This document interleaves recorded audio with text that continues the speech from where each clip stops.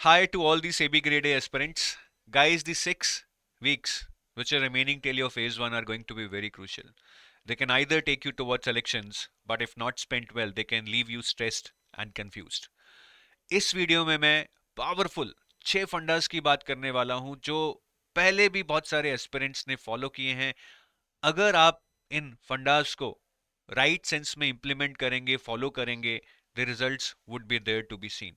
और ये 6 फंडास आपको शायद पता भी हैं, ऐसा नहीं है कि आपको बिल्कुल नहीं पता है, बट शायद हम अपनी प्रिपरेशन में इतना इनग्रॉस हो जाते हैं कि सिर्फ वही बस पढ़ाई पढ़ाई पढ़ाई पे फोकस कर रहे हैं, और जो कुछ स्मार्ट स्ट्रैटेजीज हैं, स्मार्ट एग्जीक्यूशंस हैं, उनको हम भूल जाते हैं, उन पे हम टाइम नहीं दे पाते हैं। तो ये वीडियो आप जरूर सुनिएगा, it would be a reminder in case you already know. अगर नहीं पता है तो आप इसको जरूर सुनिए और इंप्लीमेंट कीजिए। And before I go ahead, I would like to tell you about this SEBI Grade A free guidebook for SEBI Assistant Manager, which is available at zero cost. The link to download this is given in the description of this video. सिर्फ click करना है, download करना है। इसमें क्या मिलेगा? इसमें आपको सेबी के बारे में पूरी इंफॉर्मेशन मिलेगी, प्रमोशंस, हायरार्कीज, डिपार्टमेंट, सैलरी, सब कुछ इसमें बताया गया है। फिर प्रिपरेशन के लिए 3 चीजें जो बहुत जरूरी हैं, पीवाईक्यूज आपको मिलेंगे, डिकोडेड सिलेबस आपको मिलेगा, और तीसरी चीज लिस्ट ऑफ रिकमेंडेड सोर्सेज जो आपको सेल्फ प्रिपरेशन में यूज करनी चाहिए वो भी इसमें मिल जाएंगी, ताकि आप रिकमेंडेड सोर्सेज से तो एटलीस्ट प्रिपेयर करें, रैंडम से ना करें। तो आप इसको डाउनलोड कीजिए and see the results for yourself. अब सबसे पहला फंडा क्या है? सबसे पहला फंडा इस टाइम पे यही है, that master the relevant and doable and not everything. The race is not about covering everything till your phase 1. Phase 1 और phase 2 के बीच में भी मेरे पास 40 days हैं, which is a good enough time. तो मुझे डुएबल चीजों पे फोकस करना है और जो मेरे लिए रेलेवेंट है। रेलेवेंट का क्या मतलब है? बहुत सारे लोग इस टाइम पे क्वांट, रीजनिंग, इंग्लिश पे या जीए पे पता नहीं कितना ज्यादा स्ट्रेस ले रहे हैं कि कैसे होगा। देखिए, अगर तो आप कॉमर्स बैकग्राउंड से हैं तो शायद थोड़ा बहुत स्ट्रेस बनता भी है, but with practice you will be able to handle this, don't worry about that. It's just a psychological stress that you are taking, but it's not that relevant for your preparation. Ultimately 30 numbers are required out of 100, तो इसकी importance आप खुद देखो कि इस पे कितना time आपको देना चाहिए। एंड डुएबल डुएबल मीन्स यहाँ पे मैं पेपर 2 की बात करना चाहूंगा। पेपर 2 में 6 सब्जेक्ट्स हैं। I think even if somebody would have started right after the advanced notification was announced, they might not be able to all these cover all these 6 subjects, because बहुत ज़्यादा technical हैं कुछ subjects non economics या non finance background वालों के लिए। तो मैं बार बार वही कह रहा हूँ कि इस टाइम डुएबल यही है कि आप 4 to 5 सब्जेक्ट्स टारगेट कीजिए, ताकि आपका फेज 1 आसानी से निकल जाए। उसके बाद आप इन 40 डेज में रिमेनिंग सिलेबस कवर कर सकते हैं। तो मेरे लिए तो वो 4 या 5 सब्जेक्ट जो होंगे, फाइनेंस होगा, कॉस्टिंग होगा, कंपनी लॉ एंड मैनेजमेंट। ठीक है, इसके बाद अगर आपको टाइम मिलता है तो फिर आप इकोनॉमिक्स उठा लीजिए या पार्शली पढ़ लीजिए, पर ये 4 सब्जेक्ट आपको अच्छे से करने हैं। तो रेलेवेंट चीज़ें पढ़नी है और जो डुएबल है उसको अच्छे से करना है। इसको फेज 2 लेवल तक पढ़ लेना है। अभी ये नहीं है कि अभी हल्का सा पढ़ लेते हैं फिर फेज 2 के लिए दोबारा पढ़ेंगे। That is the worst strategy that you can have for SEBI grade A. This second फंडा, which is again very important this point in time, is eliminate the preparation noise. In fact, this video you are watching right now is a preparation noise. Let me be very honest. हम and तक and तक हम strategy videos देखते रहते हैं, बहुत सारे लोगों से हम गाइडेंस लेते रहते हैं। हमें नहीं करना है भाई, ये जो गाइडेंस लेनी थी मिल गई है। It's time to execute now. Strategy जो बननी थी बन गई है। बार बार स्ट्रैटेजी वीडियोस देखकर you will get more confuse then the things getting sorted for you. And do not switch your sources. एक ही सोर्स पकड़ा हुआ है, उसी से पढ़ो। अब जो भी है, अच्छा है बुरा है, जो भी आपने डिसीजन लिया है उसी से पढ़ो। It's not time to switch the courses और add some additional source. Let me read that one extra PDF, नहीं करना है वो। It will kill your chance. और जो ये फेसबुक और टेलीग्राम को देखकर फोमो आता है ना कि लोग तो यहाँ से पढ़ रहे हैं, लोगों को तो इतना तैयारी हो गया है, ये तो बड़े क्वालिटी एमसीक्यूज कर रहे हैं, that's again a waste not only of your time but of your energy. आपके दिमाग की दही बना रहे हो आप इस फोमो को लेकर। तो बिल्कुल भी इस प्रिपरेशन नॉइस के चक्कर में नहीं फंसना है। Just eliminate it. Maybe if you want to detox yourself from the digital world, do it every day for at least 5 to 6 hours. ये फोन को ना बंद करके साला फेंक दो कहीं पे। it's just a distraction and nothing else. Nothing new to your preparation that is being added by this phone. तो इसको आप बिल्कुल साइड में रख दो मेरे भाई। The third funda is, which is non-negotiable in my terms, 60 minute revision you shall be doing daily. आपको पता है कितने फैक्चुअल क्वेश्चन आते हैं? कंपनी लॉ तो पूरा ही फैक्ट से भरा है, मैनेजमेंट भी क्या है, फैक्चुअल है, थ्योरी है ना। इनफैक्ट कॉमर्स और कॉस्टिंग जो टेक्निकल सब्जेक्ट्स हैं, यहां से भी इतने थ्योरी बेस्ड क्वेश्चंस आते हैं। तो फैक्ट्स थ्योरी एग्जाम में भर भर के आएगी। पढ़ाई करनी है, बट रिवीजन के बिना उस पढ़ाई का कोई फायदा नहीं है। 100% सिलेबस नहीं होता है, छोड़ दो यार, 90% कर लो, but revise it 3 times at least. Revision बहुत जरूरी है। My favourite rule for revision is revise the first thing, मतलब the first revision shall be done within 24 hours of reading something. The second revision shall be done within a week, मतलब हर week जो आपने पढ़ा है उसको revise करो, और हर महीने जो आपने पूरे महीने में पढ़ा है उसको रिवाइज करो। There is a no theory which says that if you don't revise, you forget 75% of the things within 10 days, but आपको तो 90% of the things remember करनी है आज से लेकर कम से कम 100 दिनों तक।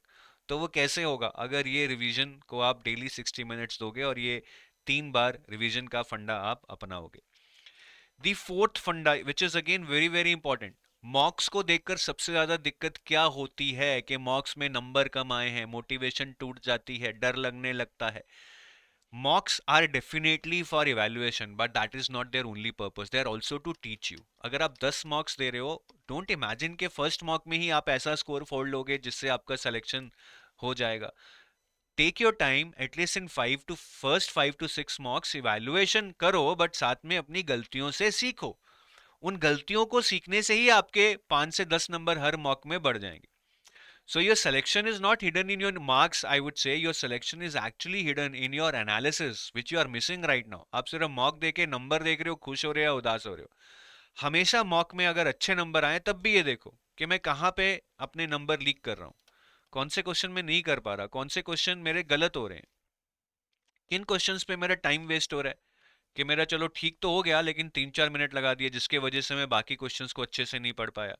मैं क्या सिली मिस्टेक्स कर रहा हूँ? काफी बार सिली मिस्टेक्स हो रही होती हैं, क्वेश्चन में नॉट लिखा होता है, हम पढ़ते नहीं हैं, हम ऑप्शंस को अच्छे से नहीं देखते हैं, फर्स्ट ऑप्शन पढ़ते हैं, टिक लगा देते हैं।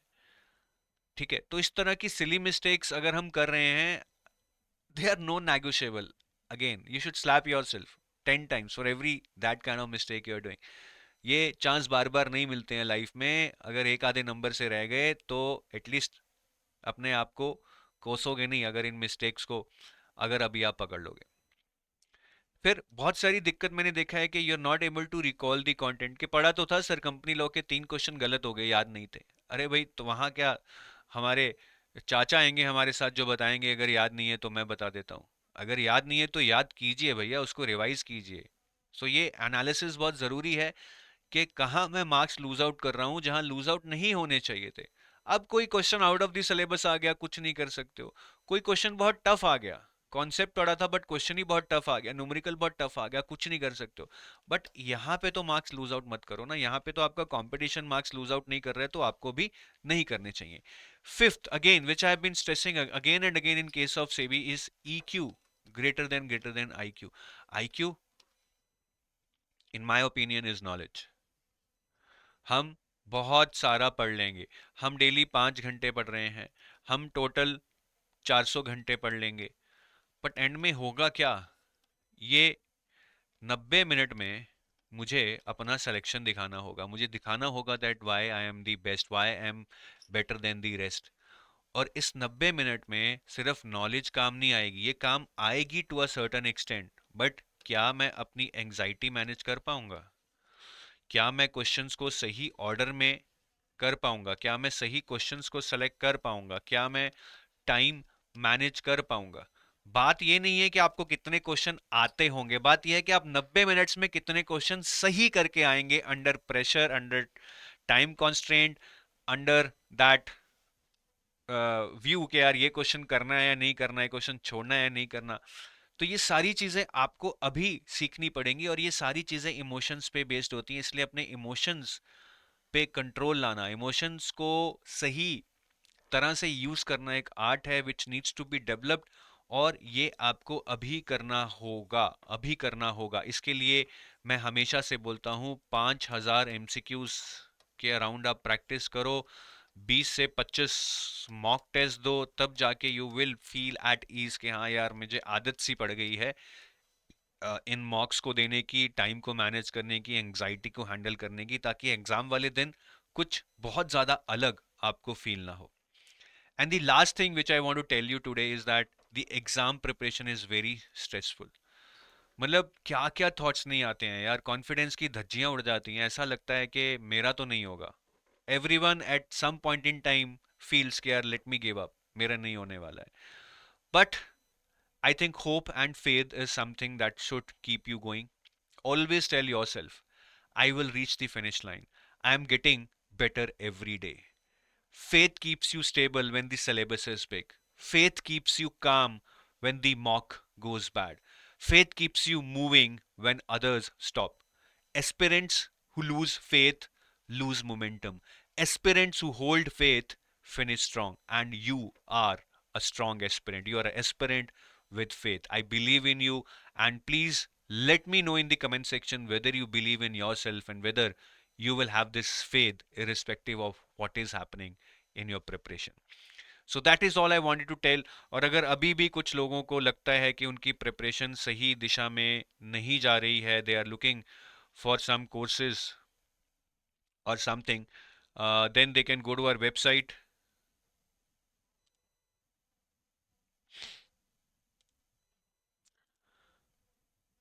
Here you can select SEBI grade A courses. इस टाइम पे अगर 2025 की बात करें तो उसके लिए तो हमारा एक क्रैश कोर्स है, SEBI grade A crash course, phase 1+2 live crash course. इसमें काफ़ी क्लासेस हो चुकी हैं बट अभी भी काफ़ी क्लासेस लाइव जानी बाकी हैं, तो आप इस पे फोकस कर सकते हैं। This is one of the courses which can help you finish things fast. You can get a lot of MCQs to practice. You will also get descriptive evaluation for phase 2, so this is something you can bank on. अगर कोई next year के लिए prepare कर रहा है then they can go for this gold or silver course. Gold is a complete course for phase 1, 2 and interview. Silver is only for phase 2 and interview. So that is how I hope that you should be planning your 6 weeks, implementing these 6 fundas. It was nice uh, that you watched this video. I hope you implement this also. Thank you. Have a nice day. Bye bye.